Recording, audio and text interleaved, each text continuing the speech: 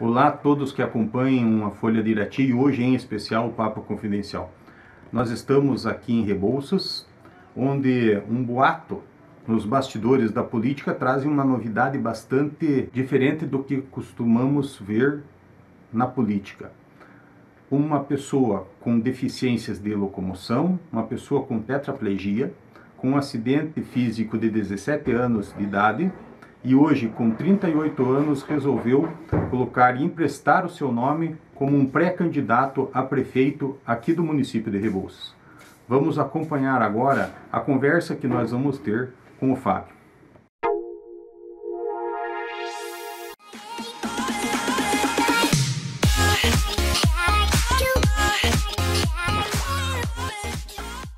Fábio, é Fábio Seiro dos Santos. Você é nascido aqui em Rebouças? Conta um pouco da tua história. Sim, sou de Rebouças, sou natural de Rebouças, natural de Irati, mas vivi toda a minha vida aqui em Rebouças. Há uns 2 anos, quando eu era adolescente, morei em Ponta Grossa e vinha aos finais de semana para Rebouças. Eu estudava em Ponta Grossa, né? Enquanto fazia ensino médio. Qual que é a tua formação, Fábio? A minha formação é psicologia, sou graduado em psicologia pela Unicentro. Sou graduado também em ciências biológicas, na modalidade licenciatura, pela Universidade Paulista. Eu tenho uma especialização em neuropsicologia. Sou mestre em ciências biológicas, doutor em ensino de ciência e tecnologia. E agora estou na reta final do pós-doutorado em ensino de ciência e tecnologia. Fábio, você mostra uma característica totalmente diferente de outras pessoas que entraram na política. Em primeiro lugar, você é um cara jovem. Você tem 38 anos? Tenho 39 anos. 39, tem que corrigir lá depois. Então vamos voltar. Então você tem 39 anos. 39 anos. Mas você não nasceu tetraplégico. Conta um pouco dessa história. Então, aos 17 anos, em novembro de 1997, eu sofri um acidente de mergulho, né? Eu acabei mergulhando num local de baixa profundidade, aqui próximo ao Rio Putinga. Estava com alguns amigos e acabei mergulhando e fiquei tetraplégico, né? Perdi os movimentos do pescoço para baixo, né? Fiquei hospitalizado durante muito tempo, 2, 3 meses em UTI. Aí passei por um longo processo de reabilitação que demandou aí 3, 4 anos, até ter uma recuperação, digamos assim, satisfatória, para poder voltar, entre aspas, a uma vida longe do hospital, digamos assim, sabe? Porque eu era hospitalizado a cada mês eu era hospitalizado e ficava durante muito tempo hospitalizado. Então a nossa vida aqui, minha, do meu pai, da minha mãe, era casa e hospital. Isso durante 2, 3 anos, né? Até eu ir para o Hospital Saracubichek, onde eu tive uma evolução muito boa no meu tratamento e me permitiu, né, voltar a estudar, voltar a ter uma autonomia, né, uma maior independência, digamos assim. Quando você teve esse acidente, isso te trouxe uma revolta? Ah, sim. É aquele sentimento, né, aquelas fases, né, quando você sofre um trauma, né? No início você sofre o trauma, você não acredita, você está em choque, né, que você vai ficar em uma cadeira de rodas. Né? Quando você se dá conta, né, que você realmente vai ficar, vem aquele estado depressivo, né? Aquela revolta com a família, né? Você quer ficar mais isolado, deseja a morte, não é? Porque um menino com 17 anos, tendo uma vida plena, digamos assim, de repente numa cadeira de rodas, sem nenhum movimento, da noite pro praticamente medindo só o pescoço, da noite pro dia, exato, né? Então é uma situação que causa muita tristeza, revolta, depressão. Mas você superou tudo isso. Hoje você é um cara muito bem resolvido, tanto que você participou, fez tantas graduações, pós-graduação, tudo isso mostra que você conseguiu superar isso. E queria que contasse como que você superou essa parte. Olha, o apoio da família é fundamental, amigos e família. Não é? sem a família e os amigos, você não vai a lugar nenhum. Não é? Então, com o apoio da família, de pessoas, de amigos, não é? Um incentivo, não é? Olha, você precisa voltar a estudar, você precisa fazer isso, não é? Porque eu estava, quando eu sofri meu acidente, eu estava no 2º ano do curso técnico em mecânica no Cefet, né? Hoje atual Universidade Tecnológica Federal do Paraná. Então, eu estava nesse meio de estudos, de tecnologia, não é? E acostumado a estudar, sempre gostei de estudar, não é? E a partir de 2001 surgiu a oportunidade de fazer um curso de inglês no FISC, né? Tive total apoio do pessoal de lá, fui para o FISC, fiz o curso de inglês, daí veio o incentivo a fazer uma faculdade, escolhi pela psicologia, né? Por gostar dessa relação com as pessoas, de ouvir pessoas, né? De passar a minha história como exemplo, não é? E tentar, de certa forma não, ajudar as pessoas, né? A enfrentar seus conflitos psicológicos, emocionais, de uma forma geral. E acabei fazendo vestibular em 2003, fui aprovado na primeira turma de psicologia. 2003, 2008 eu me formei. Aí eu fiz a especialização. Aí surgiu a oportunidade, aí eu fui dar aula, né? Fui dar aula na Unicentro. Em 2010 surgiu a possibilidade de fazer o mestrado. Quanto tempo você deu aula? 2 anos. 2 anos. Não deu bem 2 anos, sabe?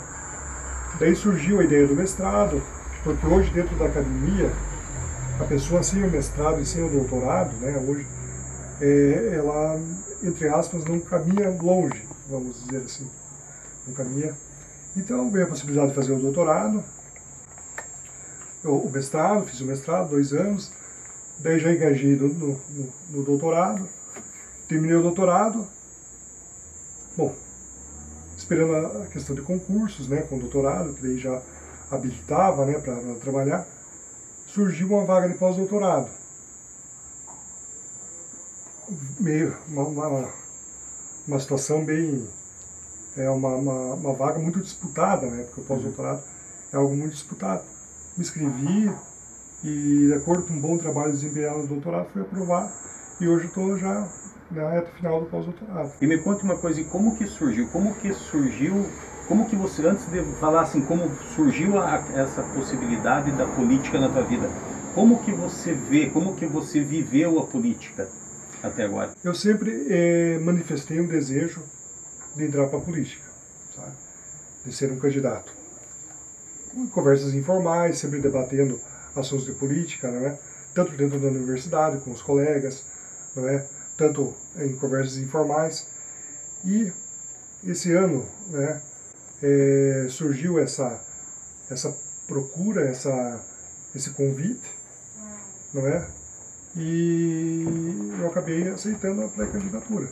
E agora começam os primeiros passos, então. E como que você vê essa questão? Como que você vê a questão partidária? Como que você pensa essa parte? Quais os convites que surgiram? Por onde que você vai alinhar esse momento da tua pré-candidatura?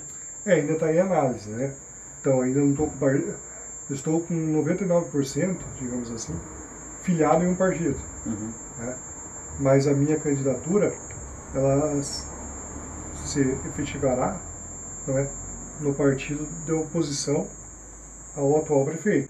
Mas ainda não, você não teve nenhuma filiação política na tua carreira. É a primeira filiação que vai acontecer. Tá. E como que você vê o cenário político aqui de Rebouças? Aqui no nosso cenário político de Rebouças, é tentar buscar diminuir esse confronto patológico, digamos assim, entre a esquerda, não é, e a direita, porque isso não vai levar uma evolução, uma construção do conhecimento, algo que traga realmente um benefício para a população. Não, eu sou da esquerda, desse partido, então eu não posso aprovar, não posso aceitar não respeito nenhuma ideia da direita. Ou eu sou da direita e vice-versa. Sem analisar se aquela ideia é boa ou ruim, mas apenas por ser um lado eu não posso aceitá-la. Você acha que isso impediu que a cidade prosperasse? Eu acho que sim. Eu acho que sim. Porque sempre existiu essa polaridade. Né? Então, numa situação, eu vou criar um exemplo para você, vou citar um exemplo para você, de uma situação que eu vivenciei. Então, em 2004, quando o prefeito Beppe foi eleito, eu recordo que eu estava na frente da minha casa, todo mundo fazendo festa, né? Que o prefeito Beppe tinha sido eleito, e uma pessoa chegou e estava junto com a gente, né? Eu, meu pai, meu irmão e essa pessoa. E essa pessoa olhou para nós e falou assim: nós não vamos deixar fazer nada. Aquilo me gerou um impacto muito grande, sabe? Porque eu pensei assim: se os políticos falam, expressam a ideia de que estão lá, naquela posição, para o benefício de uma coletividade, do povo, para a evolução da cidade, como assim não vamos deixar fazer nada? Porque estamos com o maior número na Câmara de Vereadores, então o prefeito não vai fazer nada, não vamos aprovar nada, não vamos... Ou seja, a cidade vai evoluir, a cidade não vai evoluir durante esses 4 anos? A cidade vai regredir? Então quer dizer que esse tipo de pensamento defende que o povo não interessa, interessa apenas o lado político. O lado político. E isso é uma expressão da polaridade que eu ressaltei para você. Então aquilo me gerou muito impacto. E eu acho assim, independente de como for daqui para frente, como trata-se de uma pré-candidatura, isso precisa ser diluído, minimizado, a polaridade política. E ser construído um pensamento diferente. Um pensamento diferente que leve em conta o interesse da coletividade. E abra a possibilidade da sociedade se manifestar mais, participar mais dentro do governo. Exatamente. Nós temos um quadro, tá? Que a gente sabe, né, que você tem limitações físicas, mas nenhuma limitação mental, né, muito mais evoluído. O que você acha que isso atrapalha ou contribui para você numa pré-candidatura, ou numa candidatura, ou ainda no exercício do mandato? Tá certo. Então, eu tenho uma limitação física, que é fato, não é? Sou tetraplégico, tenho um movimento parcial dos meus braços, né? O que vai impedir uma pessoa como eu, tetraplégica, fazer uma campanha política e assumir um cargo político? Não vejo empecilhos, no sentido assim, de impossibilidades, na verdade, né? Que situações deverão ser adaptadas, não é? Por exemplo, Prefeitura Municipal, o gabinete do prefeito é no 2º andar, não é? Não é no 2º andar. É no primeiro andar, piso, isso, né? No primeiro piso, porém tem só escadas. Precisa de um elevador, precisa de uma rampa para que faça, ou que o gabinete seja transferido para outro lugar. Mobilidade, cadeira de roda, não é cadeira de roda. Então não vejo isso assim, a deficiência como empecilho para o exercício tanto do mandato quanto da campanha. E eu acho que os pontos positivos é servir como um exemplo, né? de luta, que mesmo em cima de uma cadeira de roda, a gente pode, né, ser um candidato, brigar por uma vaga, por um ideal. Né? Eu acredito que a maior parte são benefícios. Né? Você tem um exemplo, quando eu te perguntei no início da entrevista a questão de como você superou a tua queda e a tua revolta, mostra que você teve um exercício muito grande de direcionar a tua vida o que você queria dela, certo? Não, eu não quero morrer, eu não quero ficar numa cama, eu quero estudar e eu quero ter capacidade e autonomia. Você vai emprestar toda essa força de vontade, você vai emprestar isso para os populares, para a população de Rebouças, justamente para mostrar e essa história de superação e dizer que todo mundo pode se superar? Eu acredito que sim. Eu defendo, né, essa causa. A gente tem aí exemplos no Brasil de cadeirantes que são prefeitos, não é? No sul, no Mato Grosso do Sul, tem cadeira de prefeito. Tem uma deputada federal tetraplégica, né? Um prefeito de acho que Tangará da Serra, se não me recordo, se não me engano, que ficou tetraplégico, passou por toda essa fase de hospitalização, voltou a trabalhar e está no exercício do cargo. Eu acho que nós deficientes somos espelhos, podemos dar o exemplo para que as pessoas cresçam, não é? Nos últimos tempos, nos últimos 20 anos, tá, a gente percebeu que o serviço público cresceu muito na oferta de serviços. Tá? A saúde tem muito mais exames, tem mais veículos para transporte, tem no parque de máquinas a gente vê que tem uma estrutura melhor sempre do que tinha antes. A gestão a gente percebe que cresce isso, certo? Ainda existem falhas, né? Mas a gestão, como a tua formação em psicologia, como que você priorizaria numa administração? O que percebemos hoje, né, no âmbito da saúde, há uma evolução muito grande da medicina, da tecnologia, que permite diagnósticos precisos, tratamentos médicos cada vez mais efetivos, mas o que ainda é importante ressaltar e levar seria a questão da humanização no âmbito da saúde, né? Profissionais que saibam acolher esse paciente, saibam ouvir a queixa desse paciente, né? Porque são pessoas em grau maior ou menor de doença, são pessoas fragilizadas, não é? Que estão buscando o atendimento. Então, eu acredito que o processo, o trabalho de humanização da saúde, ele é fundamental. Para dar um melhor atendimento, porque ninguém vai na saúde, em tese, buscando, levando boa notícia, né? Geralmente a pessoa vai com problema, está estressado. Sempre. Tem aquela pessoa que vai várias vezes ao posto de saúde, digamos assim.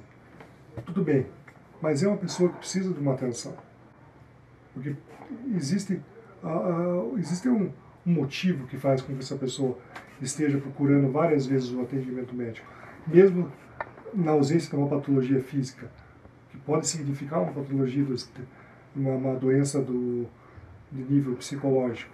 Então essa pessoa tem que ser atendida de uma forma humanizada e tratada dentro da sua seu problema. E essa humanização pode ser estendida a toda a estrutura da prefeitura. Toda a estrutura, não é? Saúde, educação, administração, parque de máquinas, todos os âmbitos. No ato de posse do prefeito Zac, ele foi enfático em afirmar que ele não sairia candidato a prefeito à reeleição e nem o Fábio, que é o vice, também não sairia. Isso saiu diretamente da boca dele. O atual cenário indica que ele é um candidato nato a prefeito. Isso tem se construído, né? A cada dia a gente vê esses passos. Como que você vê esse cenário de enfrentar o atual gestor numa disputa? Eu tenho características da minha personalidade que eu desenvolvi, claro, durante a minha formação, mas especialmente durante a minha experiência de vida enquanto cadeirante, que me tornam capaz de enfrentar problemas, né, buscar soluções, problemas os mais variados que possam existir. Porque enfrentei muitos problemas na minha vida. Vou enfrentar problemas durante a minha campanha, vou enfrentar problemas durante uma possível eleição. Então, essas características e também a questão da afetividade pelo município, pelas pessoas que aqui vive. Não é? Então, esses atributos que eu mencionei, Newton, a minha experiência de vida, né? Essa determinação, essa capacidade de enfrentar desafios, de enfrentar problemas, de superar problemas, somada à minha formação profissional em psicologia, a transparência, a honestidade, o amor pelo município e pelas pessoas que aqui residem, me qualificam como profissional, como um possível candidato à vaga de prefeito no município de Rebouças. Pessoal que acompanhou a gente nessa entrevista, eu agradeço, né, mais extensa do que o padrão, certo? Com uma informação e uma experiência de vida muito importante. Acompanhem essa entrevista, acompanhem o nosso material do Papo Confidencial pelas nossas redes sociais e pelo site www.folhadeirati.com.br.